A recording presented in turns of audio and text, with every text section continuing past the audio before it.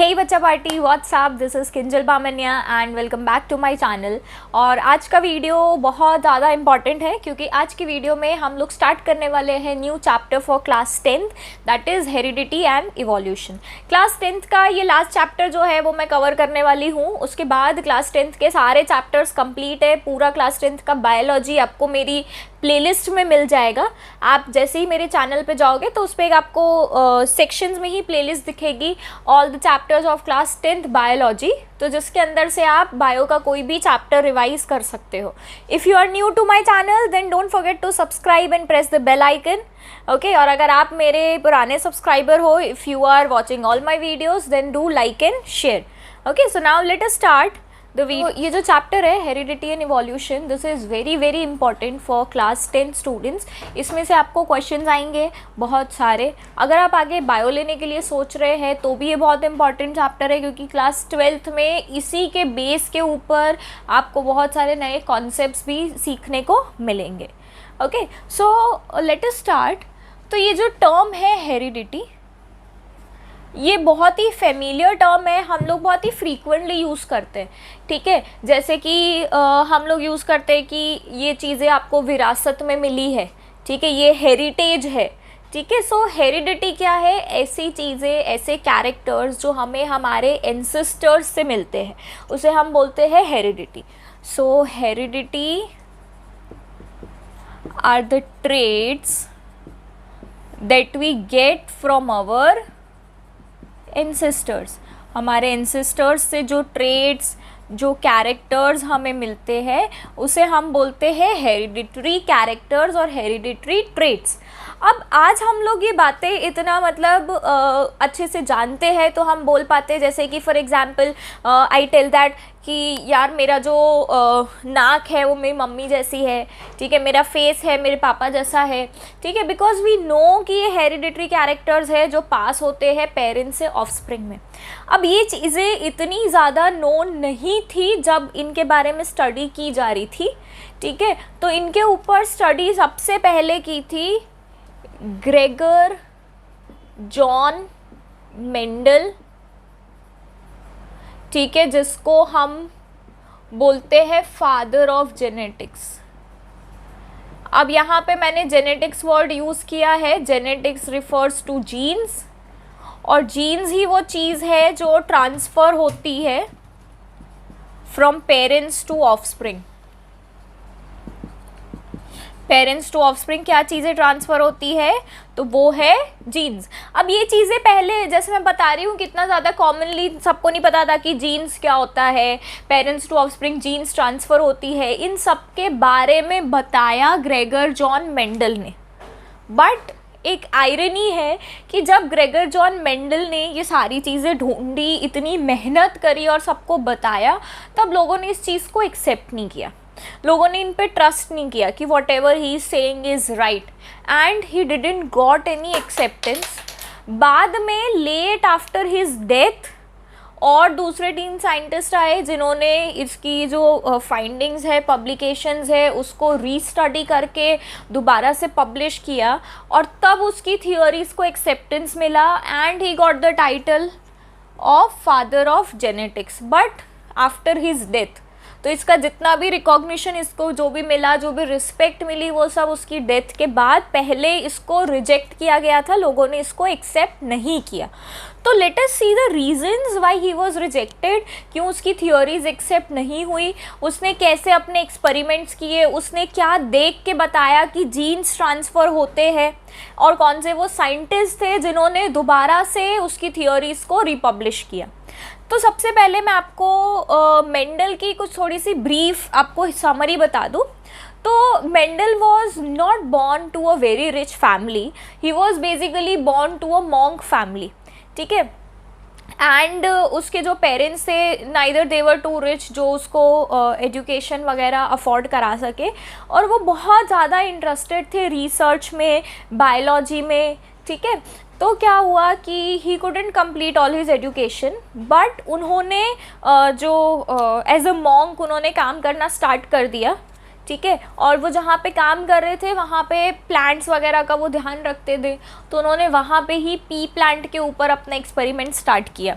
P plant, जिसको हम scientifically बोलते हैं पाइसम सटाइवम। पी प्लांट का साइंटिफिक पाइसम सटाइवम, जिसे हम गार्डन पी भी बोलते हैं। Pisum sativum is the scientific name of pea plant. See the reasons कि why Mendel was not accepted earlier. बाद में उनको फादर ऑफ जेनेटिक्स का क्रेडिट दिया गया, टाइटल दिया गया, तो उसके पीछे क्या रीज़न है।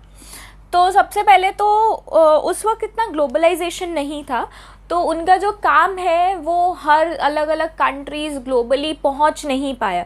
So his work could not be published and could not reach everywhere. Second, लोगों ने उसको बहुत ज़्यादा क्रिटिसाइज़ किया क्योंकि उसने मैथमेटिक्स यूज़ किया जेनेटिक्स के अंदर।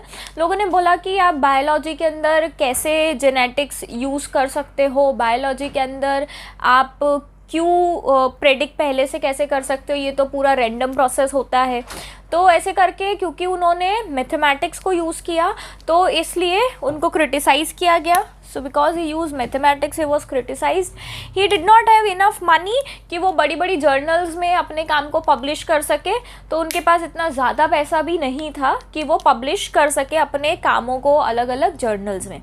सो दिस वर द रीजन्स जिनकी वजह से Mendel was rejected at initially. फिर बाद में नाउ लेट अस सी कि वो कौन से 3 साइंटिस्ट थे जिन्होंने उनके काम को दोबारा से पब्लिश किया। तो Hugo de Vries, Tschermak and Correns, ये जो 3 थे, ये तीनों स्टूडेंट्स थे मेंडल के। एंड लेटर ऑन उन्होंने मेंडल की सारी फाइंडिंग्स को रिपब्लिश किया और लोगों को समझाया कि जो मेंडल ने ढूंढा है, जो मेंडल ने बताया है, वो सब करेक्ट है। And then he got the title for father of genetics. Okay, now let us see why he selected pea plant for experiments.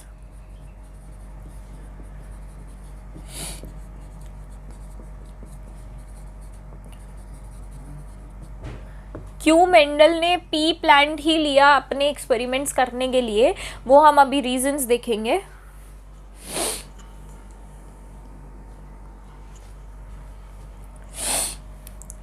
First, जो पी प्लांट है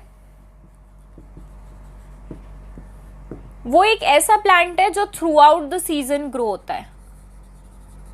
कैसे ग्रो होता है? Through out the season. वरना कुछ plants है जिनको आप सिर्फ विंटर में ग्रो कर सकते हो, कुछ को सिर्फ समर में ग्रो कर सकते हो, बट पी प्लांट को आप पूरे साल थ्रू आउट द ईयर आप उसको ग्रो कर सकते हो, तो उसको डिफ़िकल्टी नहीं होगी ऑब्जर्व करने के लिए। सेकेंड चीज़, पी प्लांट प्रोड्यूस करता है large number of offsprings. Large number of offsprings यानी कि उसको ज़्यादा ऑफस्प्रिंग्स देखेगा तो वो ज़्यादा जीन्स को प्रिडिक्ट कर पाएगा। थर्ड चीज़ है कि ये पी प्लांट एक ऐसा प्लांट है जो self as well as cross दोनों पॉलिनेशन एक्सेप्ट करता है। पी प्लांट कैसा है? सेल्फ और क्रॉस दोनों पॉलिनेशन पी प्लांट के अंदर पॉसिबल है। शॉर्ट हाइट का प्लांट है तो उसको मेंटेन करना बहुत ही आसान है। दूसरी चीज़, बहुत ही अर्ली मेच्योर है, ये अर्ली मेच्योरिंग ड्यूरेशन है, या मैं उसको बोल सकती हूँ शॉर्ट मेच्योरेशन पीरियड। तो इसकी वजह से क्या है, वो जितना जल्दी मेच्योर होगा उतना जल्दी ऑफस्प्रिंग्स प्रोड्यूस करेगा। और मेंडल को मेन क्या देखनी थी? Maximum number of generations. अब अगर जैसे बैम्बू प्लांट है वो तो 100 ईयर्स में एक बार फ्लावर करता है, तो अगर आप बैम्बू प्लांट की ऑफस्प्रिंग देखना चाहते हो तो it is very difficult for you. ठीक है। फिर जैसे कुछ फ्लावर्स होते हैं, नीला कुरुंजी जो केरला में होते हैं, वो 12 ईयर्स में एक बार रिप्रोड्यूस करते हैं। ठीक है। तो जिनका ऐसा बहुत लॉन्ग टाइम है तो उसके ऑफस्प्रिंग्स आप आसानी से नहीं देख पाओगे। इसका बहुत ही शॉर्ट मैच्योरेशन पीरियड है तो बहुत क्विकली ऑफस्प्रिंग प्रोड्यूस करेगा, as well as large number of offspring produce कर रहा है, हाइट शॉर्ट है। तो ये सारे रीजंस थे कि उसने पी प्लांट को सिलेक्ट किया अपने एक्सपेरिमेंट्स के लिए, जिससे कि वो कम टाइम के अंदर ज़्यादा से ज़्यादा चीज़ों को ऑब्जर्व कर सके। ठीक है। सो आई होप यहाँ तक आप लोग को क्लियर है। नाउ लेट अस सी सर्टेन टर्म्स, फिर उसके बाद जिससे कि हम मेंडल के एक्सपेरिमेंट को देख सकें। अंदर कोई भी चीज़ पढ़ने जाएंगे तो पहले मुझे आपको टर्म्स बताने पड़ेंगे, क्योंकि यहाँ पे आपको बहुत सारे नए टर्म्स मिलेंगे जो आप जब तक नहीं समझोगे आप आगे चैप्टर मेंडल के एक्सपेरिमेंट नहीं समझ पाओगे। जैसे सबसे पहले मैं अगर आपको बताऊँ तो एक टर्म होता है डोमिनेंट ट्रेट, और एक मैं आपको बताऊंगी रिसेसिव ट्रेट। अब यहाँ पे ट्रेट का मतलब होता है कैरेक्टर। अब मैं बात करूँ डोमिनेंट ट्रेट की, तो डोमिनेंट ट्रेट यानी ऐसा ट्रेट जो अपने आप को एक्सप्रेस करेगा जब भी प्रेजेंट होगा तब। ना यू माइट बी आस्किंग कि एक्सप्रेस करना क्या होता है। ओके, तो हम लोग एग्जाम्पल लेते हैं। हमारी पहले तो बॉडी है जो इतने सारे सेल्स से बनी है, हर एक सेल्स के पास जेनेटिक मटेरियल है, प्रोटीन्स है, तो हमारा हर एक जीन रिस्पॉन्सिबल है हमारे कैरेक्टर्स को कंट्रोल करने के लिए। Your nature, your physique, your features, ठीक है, ये सब हमारा किससे कंट्रोल होता है? जीन से। आज आप फिजिकली एक्सटर्नली जो भी दिख रहे हो, इसका मतलब आपके वो कैरेक्टर्स एक्सप्रेस हुए हैं, वही आप दिख रहे हो। For example I have curly hair, ठीक है, so that means that character is expressed in my body, तभी वो कैरेक्टर बाहर से दिख रहा है। तो आपकी बॉडी में रिसेसिव कैरेक्टर भी होता है, डोमिनेंट भी होता है। रिसेसिव भी अपने आप को एक्सप्रेस करता है but in absence of dominant character.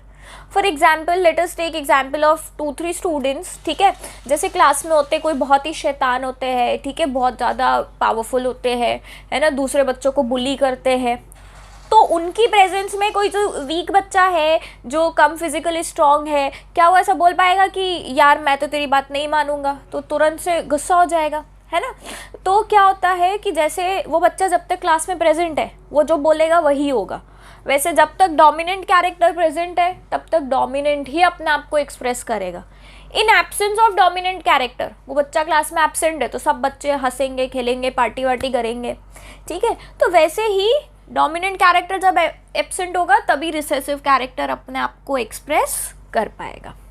अब यहाँ पे मैंने एक कैरेक्टर ले लिया, हाइट एक कैरेक्टर है, तो दो हो सकता है इसके ट्रेट्स, टॉल और ड्वार्फ, या तो लंबे होंगे या तो ड्वार्फ होंगे। टॉल जो है वो डोमिनेंट है और ड्वार्फ है वो रिसेसिव है। तो इसको हम लोग सिंबॉलिकली रिप्रेजेंट करते हैं। जैसे टॉल है तो क्योंकि ये डोमिनेंट कैरेक्टर है तो हम इसको कैपिटल टी से रिप्रेजेंट करेंगे। कैसे रिप्रेजेंट करेंगे? Capital T. और जो ड्वार्फ है वो क्योंकि रिसेसिव कैरेक्टर है तो इसको हम स्मॉल टी से रिप्रेजेंट करेंगे।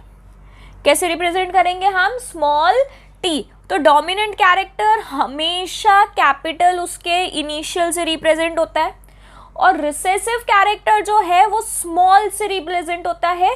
बट जैसे टॉल और ड्वार्फ में डोमिनेंट क्या है? टॉल, तो कैपिटल टी और स्मॉल टी। हम लोग यहाँ पे डी को नहीं लेंगे, ठीक है। What we will take? Capital T and small T. तो हाइट में अगर दोनों कैपिटल टी प्रेजेंट है तो ये हो गया डोमिनेंट हो गया।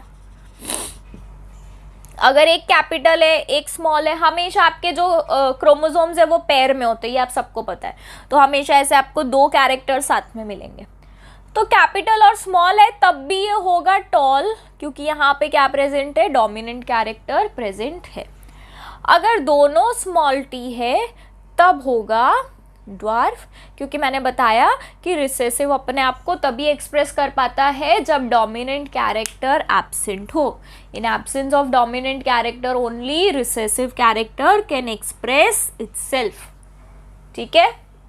तो ये हमने देखा। अभी आगे मैं और टर्म्स आपको बताने जा रही हूँ। सो गाइज एक ट्रेजेडी हो गई है, मेरा जो माइक है वो टूट चुका है। So I am trying to be as loud as possible so that you all can hear me. और यहाँ पे मैंने लिख लिए हैं 7 कैरेक्टर्स ऑफ पी प्लांट, ठीक है, जो हम अभी डिस्कस करने वाले हैं। यहाँ पे सबसे पहला कैरेक्टर जो अभी मैंने आपके साथ डिस्कस कर भी लिया, दैट इज अबाउट हाइट। और हाइट के लिए हमने क्या देखा?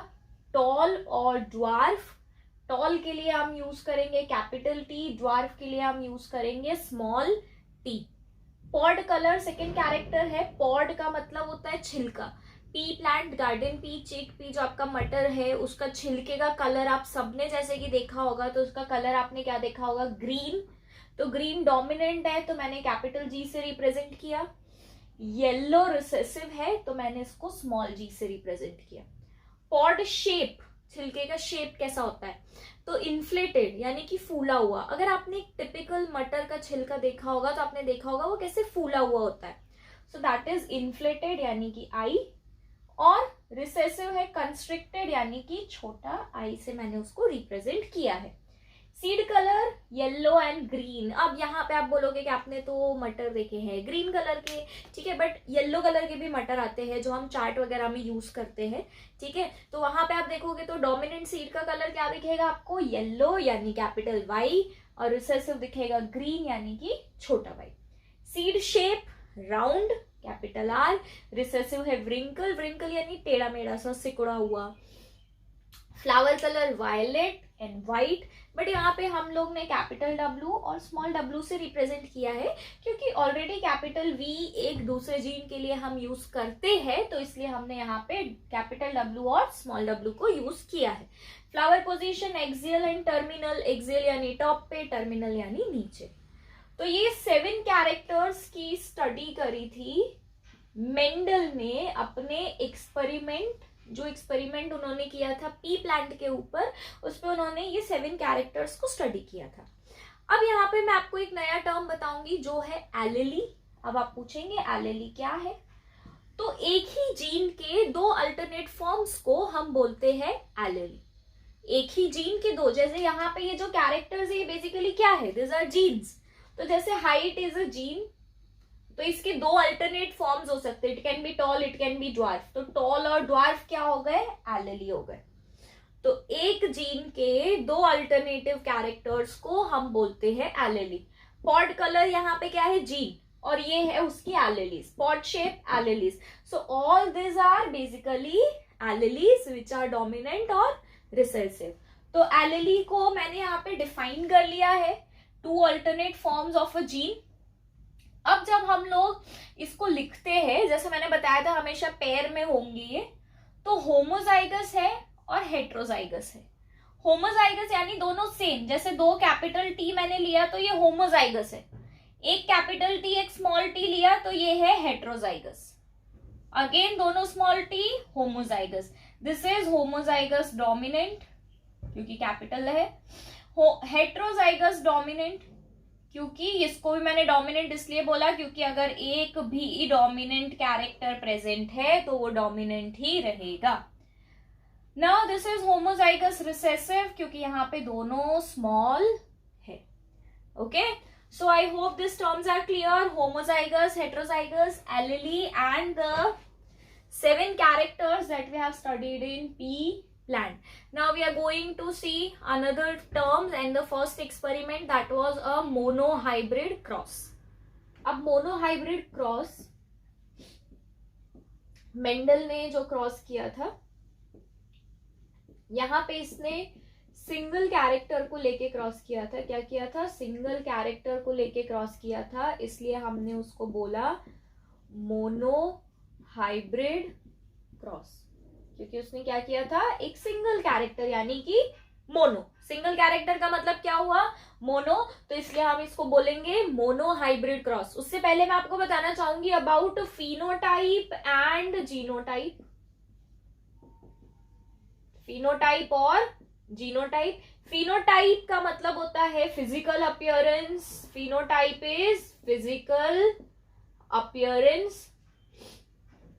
जीनोटाइप का मतलब होता है जेनेटिक मेकअप, यानी कि जेनेटिकली वो प्लांट है या वो ऑर्गेनिज्म किस चीज से बना है उसे हम बोलेंगे जीनोटाइप, और फिजिकली वो कैसा दिखता है, उसका क्या अपीयरेंस है, उसे हम बोलेंगे फिनोटाइप। तो ये जो फर्स्ट मोनोहाइब्रिड क्रॉस है, मेंडल का फर्स्ट एक्सपेरिमेंट है, इसमें उसने 2 तरह के प्लांट्स लिए। एक उसने लिया प्योर टॉल, यहाँ पे प्योर टॉल का मतलब है होमोजाइगस टॉल। प्योर टॉल का मतलब क्या है, होमोजाइगस टॉल, और उसका क्रॉस कराया विथ प्योर ड्वार्फ यानी कि homozygous recessive. So homozygous dominant versus homozygous recessive, उसने ये क्रॉस कराया। अब हम कभी भी क्रॉस करेंगे, सबसे पहले हमें गैमेट्स बनाने हैं। जैसे आपने क्लास 8 में एक क्रॉस किया होगा सेक्स डिटर्मिनेशन वाला, XX XY वाला, तो आपको पता होगा कि हम लोग पहले गैमेट्स बनाते हैं।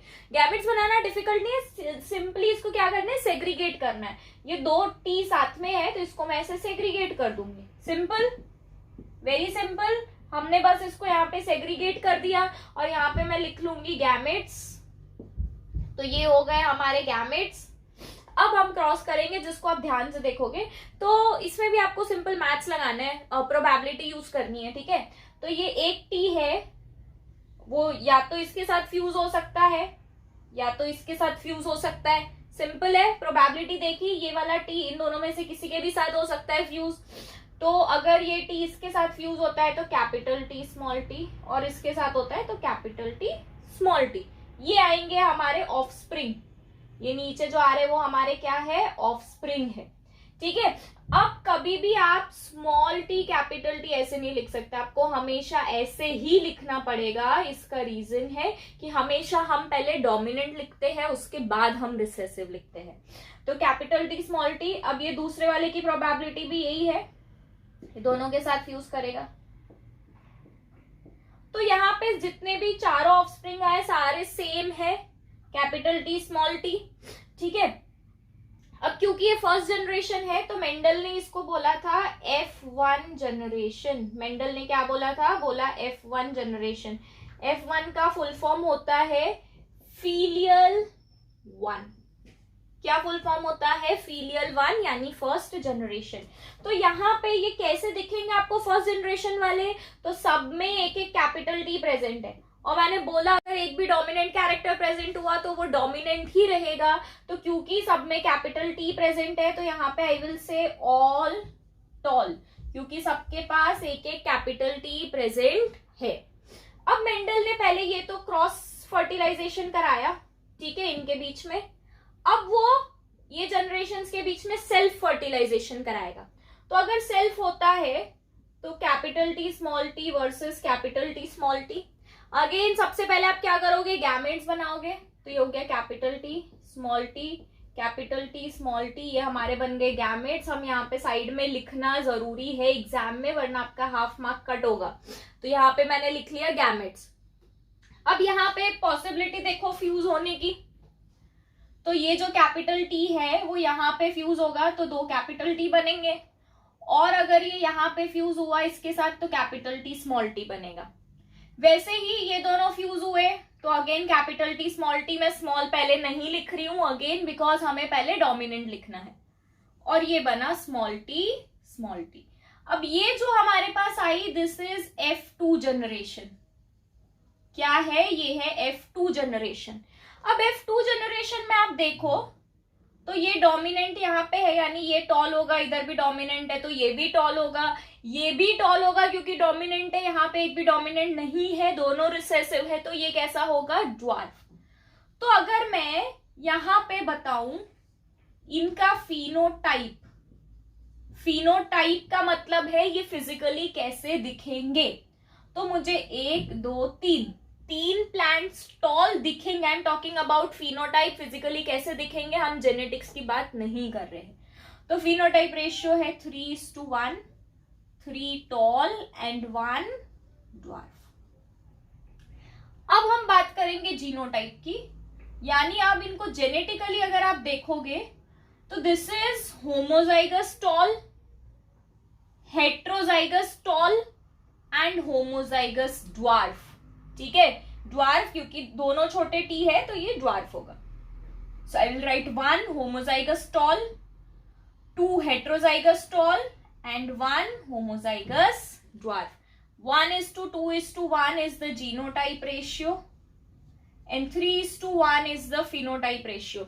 अब ये रेशियो फिक्स ही रहेगा जब भी आप F1 F2 जनरेशन लोगे, ठीक है। इस तरह के अपने कैरेक्टर्स लिए, अपने हाइट की जगह पॉड कलर, पॉड शेप कुछ भी ले लिया तो आपको यही रेशियो मिलेगा, 3:1 phenotype physical and 1:2:1 genotype genetic. तो ये चीज मेंडल ने बताई थी, ठीक है। जिसको लोगों ने क्वेश्चन किया कि आप इतना श्योर कैसे हो सकते हो, आपने कैलकुलेशन कैसे यूज करी, और बहुत सारे उस पर क्वेश्चन आए, ठीक है। बट अगर आप यही तरह के ले रहे हो गैमेट्स तो आपको यही रेशियो मिलेगा। अब उस वक्त ये वर्ड नहीं आया था जीन्स, मेंडल ने उसको नाम दिया था फैक्टर्स। क्या बोला था उसने? जीन्स को बोला था फैक्टर्स। ये एग्जाम में एमसीक्यू में पूछा जाता है। उसने ऐसा बोला था, there are certain factors which are responsible for transforming characters from parents to offspring. कुछ फैक्टर्स है जिनकी वजह से पेरेंट्स से ऑफस्प्रिंग में कैरेक्टर्स जाते हैं, ऐसा बोला था मेंडल ने। बाद में ये फैक्टर्स को हमने क्या बोल दिया? हमने बोला जीन्स। ठीक है, तो ये जो आज का वीडियो मैंने आपको कराया उसमें हमने देखा इंट्रोडक्शन, उसने पी प्लांट क्यों सिलेक्ट किया, लोगों ने उसको क्यों पहले एक्सेप्ट नहीं किया, पी प्लांट के 7 कैरेक्टर्स जो स्टडी किए, और हमने देख लिया mono hybrid cross. Next video में मैं आपको बताऊंगी डाई हाइब्रिड क्रॉस। ठीक है, और हम कुछ एक्सेप्शंस देखेंगे जो मेंडल की थियोरी को है, कुछ मेंडल के लॉज है वो स्टडी करेंगे। अगर आपको मेरा वीडियो पसंद आ रहा है then please don't forget to subscribe and please like it and you can share it with your friends. Thank you.